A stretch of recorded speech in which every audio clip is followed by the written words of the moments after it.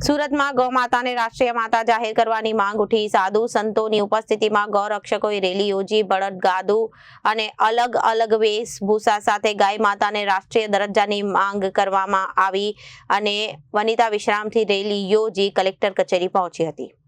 साधु संतोनी उपस्थिति में गौरक्षकोए रेली योजी बળદગાડું અને अगल बगल वेशभूषा साथे गाय माता ने राष्ट्रीय दरज्जानी मांग उठी।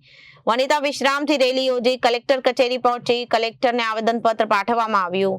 गौरक्षको द्वारा गौ सम्मान आवाहन अभियान हेठळ प्रदर्शन करी मांग करी गौ हत्या पर संपूर्णपणे प्रतिबंध मूकवामां आवे अने गौ माता ने राष्ट्रीय माता जाहिर करवामां आवे एवी मांग करवामां आवी। पूरी नहीं थाय तो गौरक्षको दिल्ही सुधी जईने वडाप्रधान नरेन्द्र मोदी समक्ष रजूआत करशे।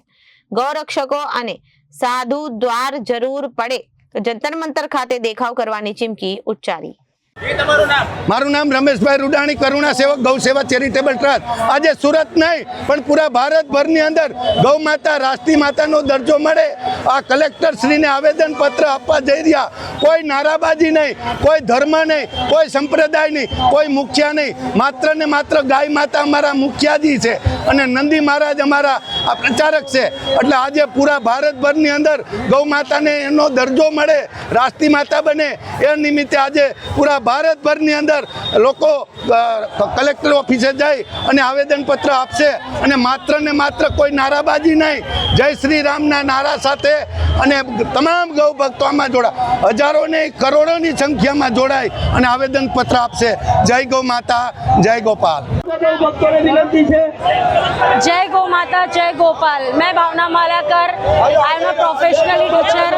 हम सभी यहाँ पे गौ माता सम्मान अभियान के लिए एकत्रित हुए हैं। तो यहाँ पे नारी शक्ति भी हमारा जोरदार समर्थन कर रही है। हम सभी का की महत्व है कि हम यहाँ पे सुसज्जित से एक रैली आयोजित कर कलेक्ट्री को ज्ञापन सौंपे और हमारी गौ माता को सर्वश्रेष्ठ दर्जा मिले, राष्ट्रीय पशु का सम्मान मिले।